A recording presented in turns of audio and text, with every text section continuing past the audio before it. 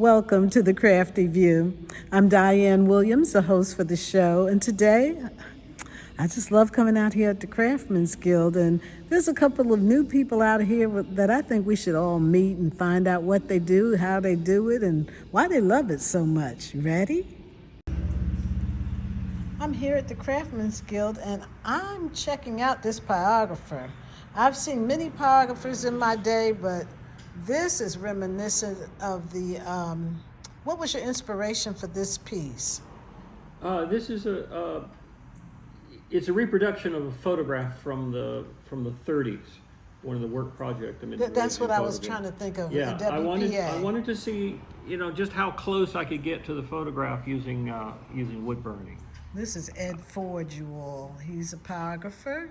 He does wood burning. I thought that's what it represented. Look at how keen. This looks like a photograph. Yeah, it's with the wood burning, one of the things about it is because it's wood has grain, and there is a problem in that it can't easily do anything particularly smooth. In fact, that's why I pick sometimes images of things that are rough textured, like animals with fur and feathers. But if I wanted to try to do something that's really, really smooth with smooth transitions, it takes a lot more effort. And also with this has varnish on it, and the varnish in some places has been scratched away, so to reveal the original color of the wood, the light color, so that if I want to have a greater dynamic range of tone, from the very lightest tone to the darkest tone, having a coat of a color like a wood stain will make the darkers dark, the darks darker, but also the lights, you can scratch it away to reveal it lighter, so you have a wider range, like a photograph has. That was the particular challenge of doing this. Yes. And also it has mechanical things, which unlike these other things that are animals and things. So that has a dimension of yeah, there's little bits of scratched away to reveal like a little highlight, so it makes it look more three-dimensional. Yes. People come here, they often want to touch it because you can see that it has a texture to it. Even this dark area, you can see that I had to use a burner, like this, that's shaped like this to make this texture. I don't have a wide one to do the whole thing in one go. Yeah. So in burning, you have to go really slow in order for it to be hot enough to burn a really, really dark color. So that's why it has this texture.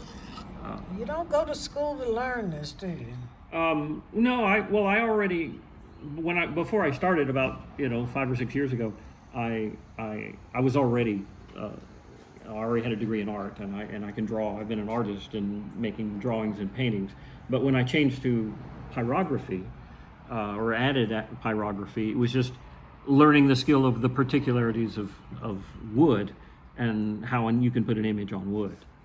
And people respond to it differently because it's on wood. I think so. It's almost as if they look at it as when you burn the wood, you've made a permanent mark, and it's there's something more substantial than if it were just something on paper. This looks like a rope. What is this anything in particular? It's a Celtic knot, Celtic patterns that you make. You can see a little bit of pencil line here. I used a compass, and the geometry creates these sorts of things. Yes. And then you just tone it up to make it look like a three-dimensional. Here's a bigger version of the same kind of thing. Mm-hmm. I made this for my review this year, as well as the ones over here. Okay, I'm going to look at those too. I love the animals. Yeah, this is a demonstration of the process. Up here is the pencil drawing. First, just a little pencil drawing of the thing, and then I lightly go over it with the pen. This machine is capable of changing the temperature. So I can make it really, really hot so that it burns instantly and makes it a black mark as soon as it touches. Or I can turn it down so that it makes these lighter tones. Oh, that's how that works. Okay, and here's then in this next one you can see the process and filling it in the dark so as to build it up. When I was a young girl, they had these pyrography kits for kids. to Yes. maybe not a little girl, but Well, they had them. I mean, remember that. when I was a Boy Scout, they had them, and they didn't have the temperature control, No. but they would just get hot, and just you get could hot. and you could write lines, dark tones and patterns and things, and you could write your name, Yeah. things like that. That's a nice thing to do, but if you want to make drawings with subtlety, then being able to control the temperature is very important. How cool is that? Yeah, here's a lot of the things I do are animals, and most of the time they're pictures that I took, though sometimes not. It's hard to get a picture of one of these. I have never been able to take a picture of a barn owl. Barn owl. And the only picture I've had of a great horned owl like that one, it doesn't look that good. I don't know what inspired you to do this bell. In the Ag Museum down in Jackson. Lakeland, yeah. There's a recreation. Actually, it's antique buildings that are made into, like, they have a cotton gin. They have a downtown street with lots and lots of real old buildings. Yes. And one of them has this bell, and I took a photograph of it, thinking it would make a nice drawing. Yes. Many of the things, the pictures over here, the church, the Chapel of the Cross, Yes. and the Windsor ruins. These are photographs that I took on my travels to.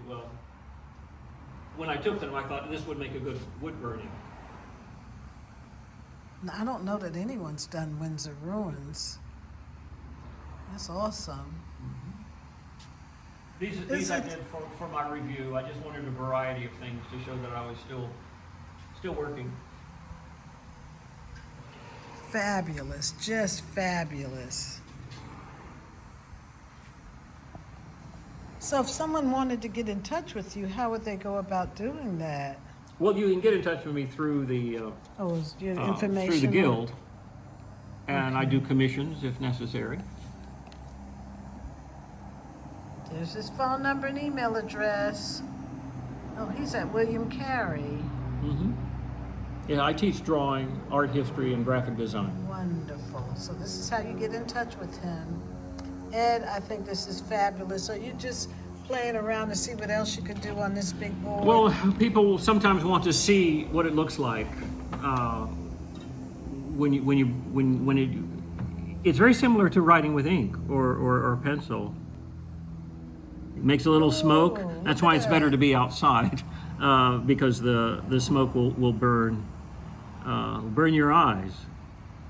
Oh, I can smell it. And if you turn the power down, Wow. you can make lighter, and just barely touching it, you can make lighter tones. And then as you slow down and bear down a little harder, it'll get darker. And when you turn the heat up, you can make it so that it gets very dark.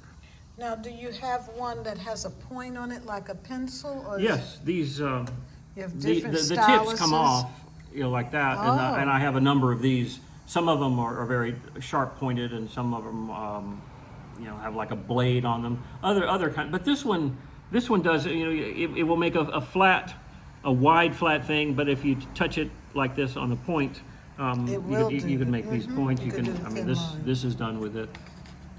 That's nice. You can write. Yes. And you're located, are you in Hattiesburg? No, I live here. I live about 1,000 feet in that direction. My house is just on the other side of the trace from here. Oh, okay. Wonderful. Thank you, Ed, for showing all of us what you do and how you do it. We have a number of pyographers in the guild, and each one is uniquely different, and I like that. I like that. Well, good. I'm glad. Thank you very much for talking to me. Thank you.